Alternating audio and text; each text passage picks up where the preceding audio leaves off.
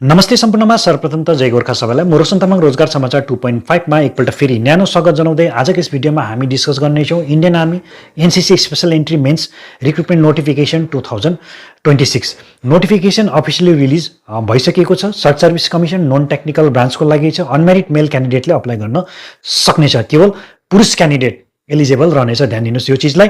तपाईको पासमा NCC C certificates valid हुन पर्यो, जसमा मिनिमम ग्रेड बी तपाईको हुन पर्यो है त। Indian army NCC special entry men's 125 वा कोर्स हुनेछ, जो कि अप्रिल 2027 बाट यो कोर्स ओटीए चेन्नईमा कमेन्स हुनेछ है त।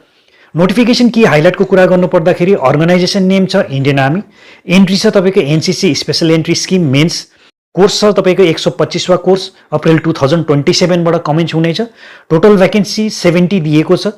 Type of commission service commission non technical ब्रान्चको लागि। ट्रेनिङ तपाईको 49 विक्स ओटीए चेन्नईमा चल्नेछ। एज लिमिट तपाईको मिनिमम 19 साल म्याक्सिमम तपाईको 25 साल हुन पर्यो। एजुकेसन क्वालिफिकेसन ग्रेजुएसन कुनै पनि स्ट्रिममा तपाईले गर्नुभएको छ, प्लस एनसीसी सी सर्टिफिकेट्स तपाईको पासमा हुन पर्यो।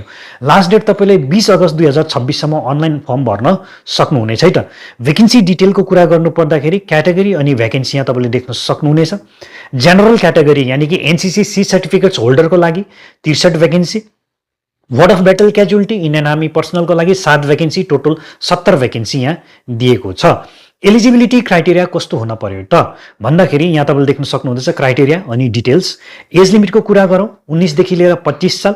यहाँ डेट अफ बर्थबाट दिएको छ, जो कि एकदमै इफेक्टिभ रहनेछ तपाईलाई बुझ्नको लागि। 2 जनवरी 2002 देखि लिएर 1 जनवरी 2008 को बीचमा तपाईको डेट अफ बर्थ पर्छ भने तपाईले अप्लाई गर्नु सक्नुहुनेछ।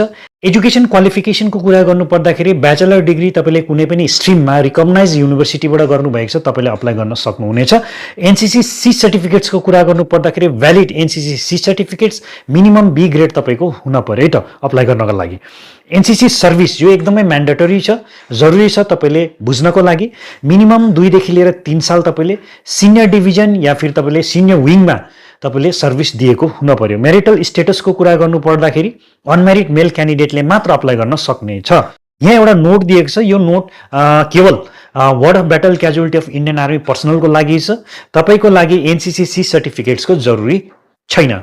सेलेक्सन प्रोसेसको कुरा गर्नु पर्दाखेरि short listing of application, SSB interview, document verification, medical अनि फाइनल मेरिट लिस्ट बन्नेछ।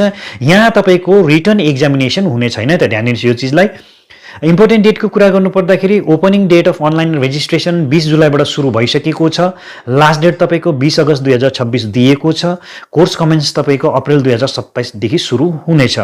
इम्पोर्टेन्ट लिङ्कको कुरा गर्नु पर्दा डिटेल नोटिफिकेसन अनि अफिसियल वेबसाइट दुईटा नै तपाईले भिडियोको डिस्क्रिप्सन बक्समा पाउनु सक्नुहुनेछ। अब कुरा गरौँ अप्लाई कसरी गर्न सकिन्छ त।